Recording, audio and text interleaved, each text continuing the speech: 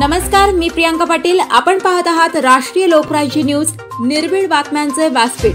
आज आपण दिवसभरामध्ये घडणाऱ्या घडामोडींवर नजर टाकूया। चला पाहुणं, आपल्याला जायचंय। पण कुठे जायचंय?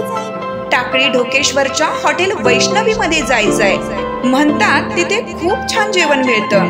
चला तर मग जाऊया। पारनेर तालुक्यातील टाकळी ढोकेश्वर येथील सुप्रसिद्ध हॉटेल म्हणजे वैष्णवी हॉटेल।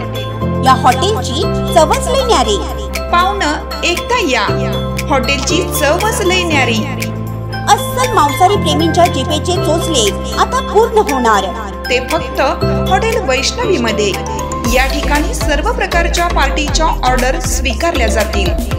प्रोप्रायटर संतोष रंगनाथ ठाणगे।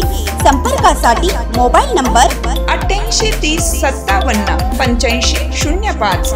या हॉटेलचा पत्ता नगर कल्याण हायवे, पारनेर चौक, टाकळी ढोकेश्वर, तालुका पारनेर, जिल्हा अहमदनगर। ऊर्जा मंत्र्यांची घोषणा, आता घरी लागणार नाही स्मार्ट मीटर। जन आक्रोशाची दखल, लहान व्यावसायिकांनी यामधून वगळलं।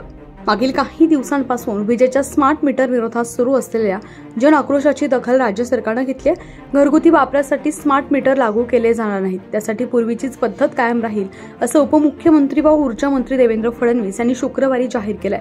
मुंबईत शुक्रवारी भाजपाच्या महत्त्वाच्या पदाधिकाऱ्यांची बैठक झाली। त्यामध्ये फडणवीस यांनी सामान्य वीज ग्राहकांसाठी स्मार्ट मीटर लावण्यात येणार नाही असं स्पष्ट केल्याची माहिती प्रदेशाध्यक्ष चंद्रशेखर बावनकुळे यांनी बैठकीनंतर अशी माहिती पत्रकारांना दिली आहे। त्यामुळे आता घरगुती आणि लहान व्यावसायिकांसाठी स्मार्ट मीटर न लावता ते केवळ औद्योगिक आणि मोठ्या वीज ग्राहकांसाठी लावले जातील असं स्पष्ट झालंय। 2.16 कोटी सर्वसामान्य ग्राहकांकडे बसवण्यात येणार होते स्मार्ट मीटर। 25.6 लाख औद्योगिक व मोठ्या ग्राहकांकडे स्मार्ट मीटर बसवण्यात येणार। 4 कंपन्यांना देण्यात आले होते हे कंत्राट। स्मार्ट मीटरचं कंत्राट अदानी पॉवर, जिन्स company, NCC company, Monte Carlo या कंपनींना देण्यात आलं होतं। येत्या आठवड्याभरात मीटर बसवण्यास सुरुवात होणार होती।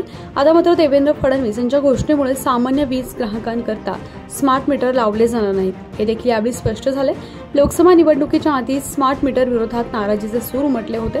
वीज ग्राहक आणि वीज कर्मचाऱ्यांमध्ये याबाबत रोष व्यक्त होत होता। या मीटरमुळे विजेचे बिल अधिक येईल असा काहींचा दावा होता।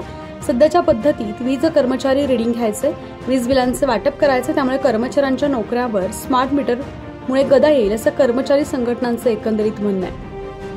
राष्ट्रीय लोकराज्य न्यूज चॅनलसाठी प्रतिनिधी रवी कुंटे, वसमत नगर, हिंगोली।